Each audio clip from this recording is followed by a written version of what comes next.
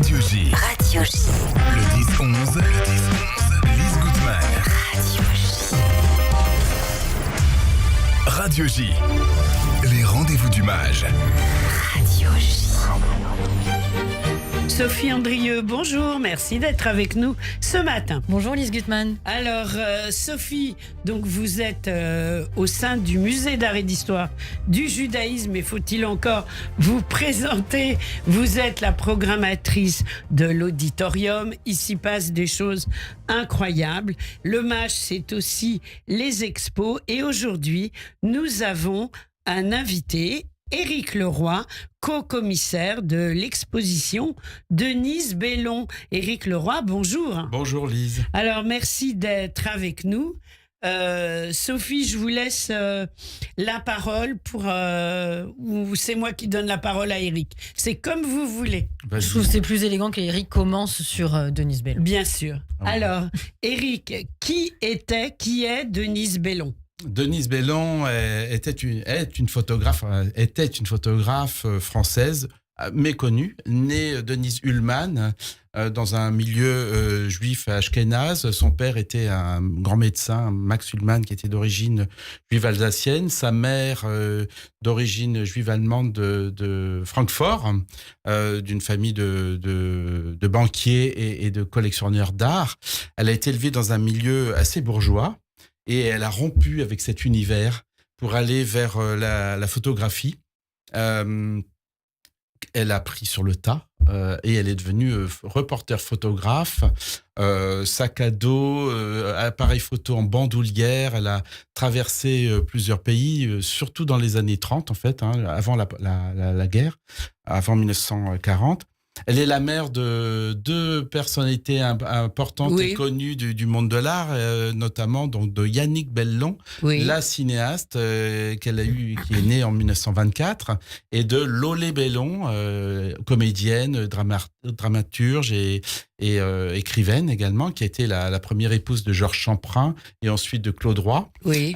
Et donc Denise Bellon a une carrière photographique tout à fait étonnante et en marge en fait, on pourrait dire de la photographie des années 30 surtout, et puis qui a continué une carrière de manière tout à fait vagabonde, d'où le titre de l'exposition, c'est le titre que j'ai proposé. Un regard vagabond. Un regard vagabond. Voilà. Et c'est une photographe qui a vraiment mené une carrière tout à fait atypique et hors des sentiers battus.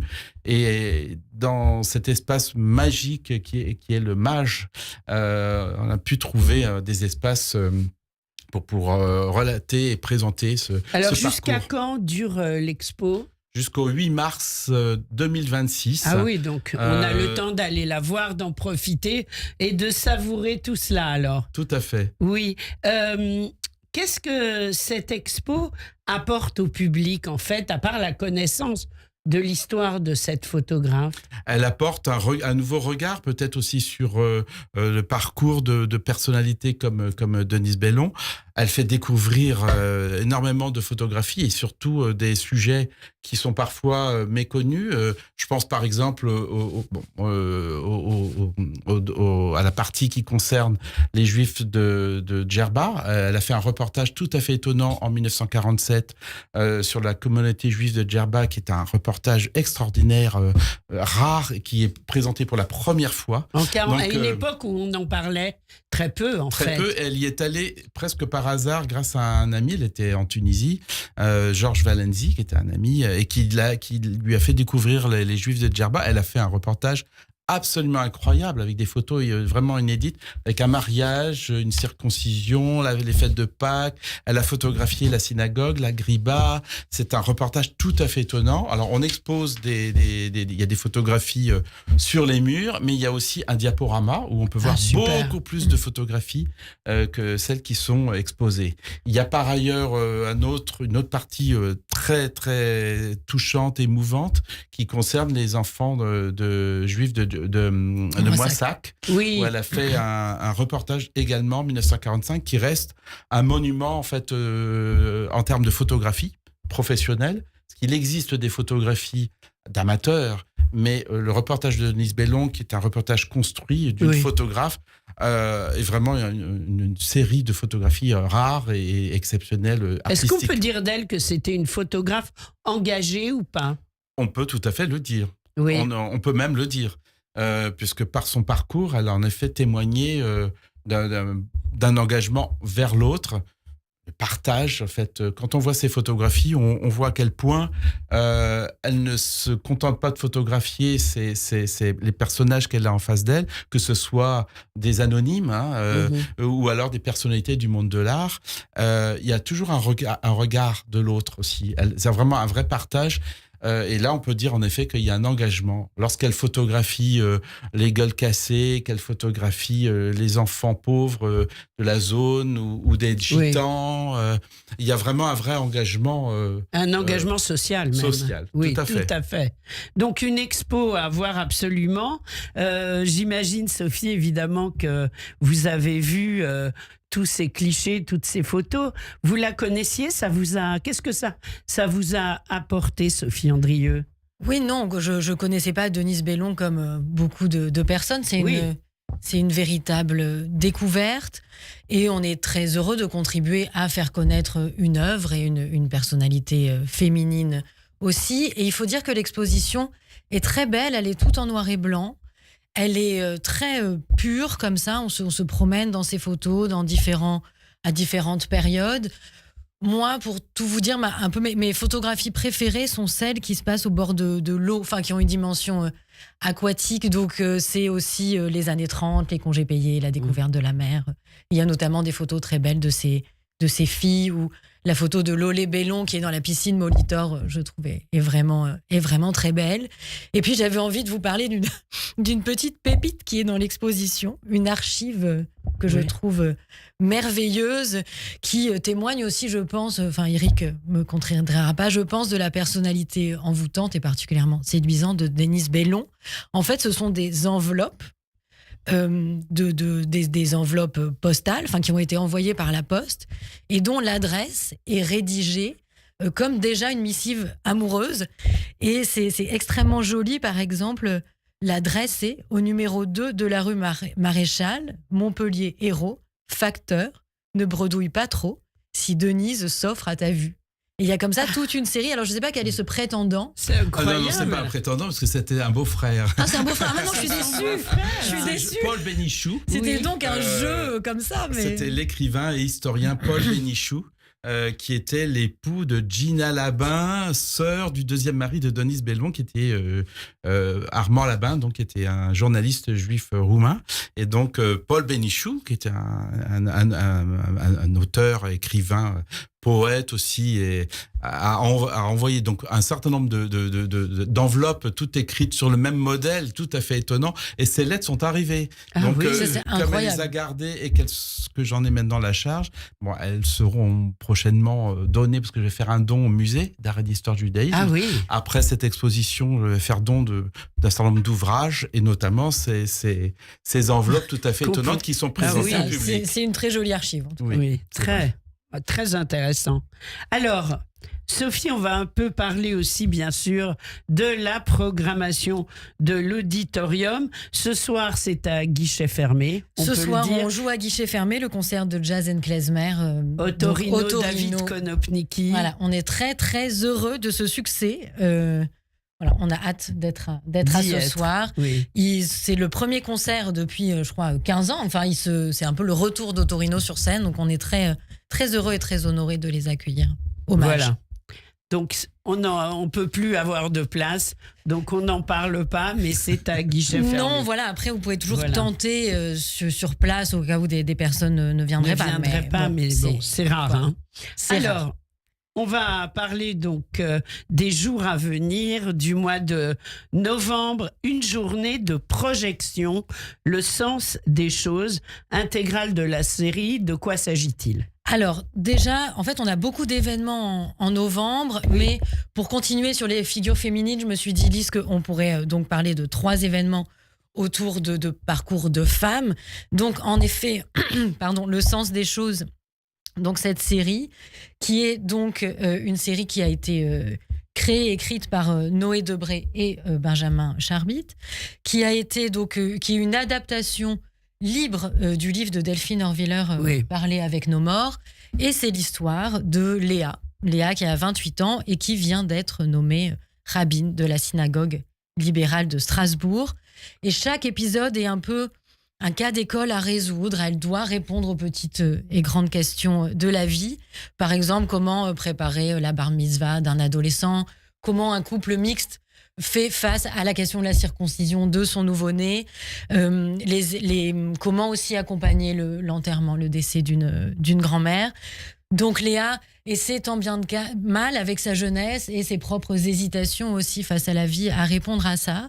Et je trouve que c'est une série qui est vraiment pleine de grâce et d'intelligence et qui est portée magnifiquement par Elsa Gage, donc qui interprète Léa, et aussi par Eric Elmosnino qui joue son père, qui a une place très importante aussi dans la série. Alors donc on passe l'intégrale. Qu'est-ce qu'on va Alors on vous passe l'intégrale de la série. L'intégrale, donc c'est 8 épisodes de 30 minutes. Oui. Le matin, vous pourrez donc voir les 4 premiers épisodes de 11h à alors, 13h. redonnez-nous la date. C'est dimanche. C'est ce dimanche. C'est à 11h dimanche, de 11h à 13h. Si vous êtes ami du mage, c'est la matinée vous est offerte.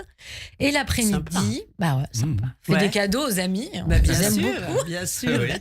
Eric, vous en faites partie des amis du mage. Je fais partie des amis du mage. Voilà. Oui. Et bientôt tout le monde donateur. doit prendre sa carte. Oui, c'est ça. Carte plus. Voilà.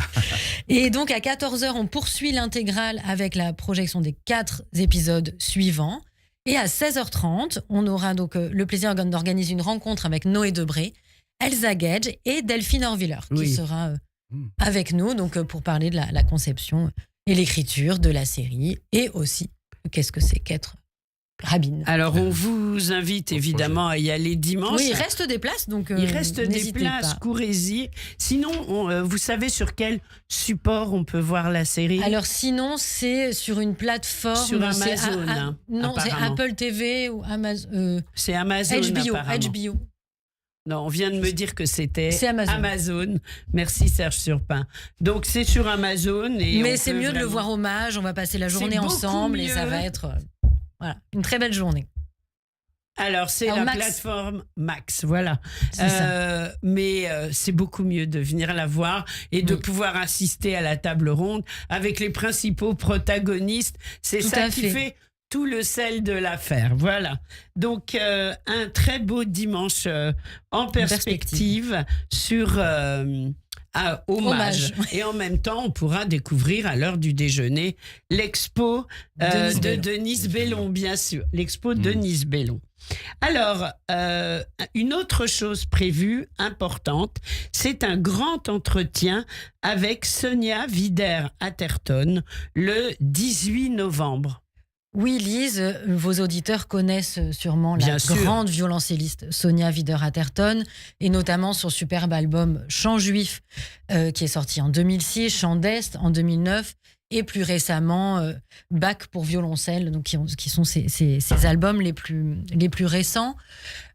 Sonia Wider-Atherton est une fidèle du musée, elle est déjà venue plus récemment présenter un film de Chantal Akerman, Histoire d'Amérique, pour lequel elle avait fait la musique. Mais on avait envie de la recevoir pour un grand entretien. On a déjà parlé d'inviter de nos grands entretiens, c'est-à-dire que c'est l'occasion de revenir sur la vie, le parcours d'une personnalité et de comment son histoire juive ou sa judéité a pu irriguer aussi ses choix professionnels, ses engagements culturelle, politique. Donc, on est très heureux de pouvoir entendre Sonia Wider-Atherton nous parler de ses parents, sa mère roumaine et son père américain, de son enfance à New York, puis à Paris, de sa découverte de la musique et comment elle a travaillé pour être lauréate du concours Rostropovitch quand même à 25 ans, ce qui est extrêmement rare. Mais oui. Et qu'elle nous raconte aussi un peu sa découverte de son histoire parce qu'elle ignorait tout de ses origines juives. Ce n'est qu'en 1989, quand la cinéaste Chantal Akerman lui demande de trouver des musiques pour son film Histoire d'Amérique, donc qui est aussi une sorte d'adaptation libre d'un roman de Singer. Ce fut un choc pour elle et je voulais la citer. Elle dit « Lorsque j'ai commencé à jouer ces chants, j'ai eu l'impression de les avoir toujours entendus. Ils coulaient en moi comme coule le sang dans mes veines. Et c'est à ce moment-là que la musicienne donc découvre son histoire familiale enfouie dans le silence. Et à partir de là, elle ne cessera d'être habitée par ce répertoire, par cette histoire. Et on sent vraiment dans les cordes de son violoncelle que vibre cet héritage silencieux fait de rire et de chagrin. C'est beau Voilà. ce que vous nous dites. On l'écoute une Avec minute ou plaisir. deux. Sonia Wider, Interton.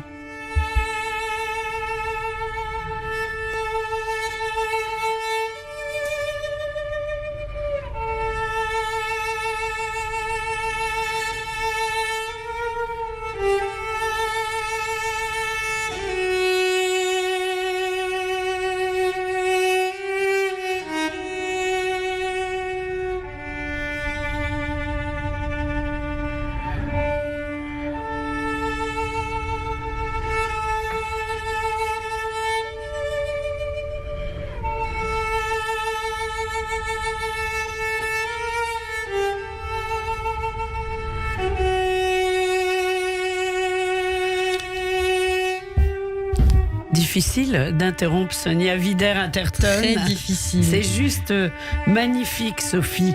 Donc ça, ce sera ce grand entretien. Donc, c'est Elle mardi. va jouer aussi. Ah, je ne sais pas. Non, c'est pas sûr qu'elle Ah, joue. c'est pas sûr qu'elle Non, joue. non, elle parle. D'accord. Peut-être qu'elle joue. Je ne sais pas. Je ne sais pas. Ce Ça serait- lui il a- faut venir. C'est un choix Faut qui lui venir. appartient. Il faut venir pour Voilà, savoir faut si elle venir. jouera ou Il pas. faut venir et En tout cas, elle sera en conversation avec Chloé Cambrelin et c'est mardi 18 novembre à 19h. Voilà, donc Vous réservez viendrez, Eric, j'espère. vos Oui. places. Et Eric sera là, Eric Leroy, bien sûr. Alors maintenant, on va parler d'une autre rencontre autour d'Etty Ilsoum, et ce sera le 26 novembre. De quoi s'agit-il ? Alors, donc, Etty Ilsoum est une jeune juive d'Amsterdam qui étudie la littérature et rêve d'être écrivain, mais l'histoire la rattrape. On est en 1941 et donc Oui. elle va ensuite être déportée et assassinée à Auschwitz. Mais Etty Ilsoum est surtout connue pour son journal, donc qui a été traduit sous le titre Histoire d'une vie. Si je me trompe pas, et c'est le journal d'une jeune femme extrêmement libre et qui découvre aussi la vie, les émotions aussi sensuelles, charnelles, parce qu'elle rencontre c'est pas un psychanalyste, c'est une sorte d'être un peu on dirait coach un peu aujourd'hui, qui s'appelle Spear. Et donc, qui la guide un peu, qui l'écoute parce elle vient d'une famille qui est très fragile psychologiquement et qui l'accompagne dans cette quête un peu de soi. Et donc, il lui dit de commencer à écrire son journal chaque matin et chaque soir avec une sorte de régularité. Et c'est ce journal qui nous est resté Oui. aujourd'hui. Donc, voilà un peu pour dire qui est Etty Ilsoum. Mais pourquoi on en parle ? C'est parce qu'une biographie vient de paraître aux éditions du Seuil de Judith Kohlmeyer. C'est une biographie extrêmement riche parce qu'elle s'est nourrie de beaucoup d'archives. C'est un travail de plus de 10 ans. Et donc, on revient vraiment sur le contexte de son enfance, de son histoire, de sa famille, de ses amitiés, de ses amants aussi, et de son quotidien à Amsterdam sous les nazis. Et c'est important de parler. Donc c'est bien important sûr, de revenir. d'Etty Et alors, Ilsoum. Oui. surprise, hasard et magie du calendrier, c'est que Etty Ilsoum donc, est une figure qui parle encore aujourd'hui, qui est extrêmement contemporaine, même si elle a écrit son journal en 1941. Et elle a parlé notamment à Haggai Levi. Haggai Levi, qui est donc un réalisateur israélien à qui on doit la magnifique série Betty Pool, En thérapie en français.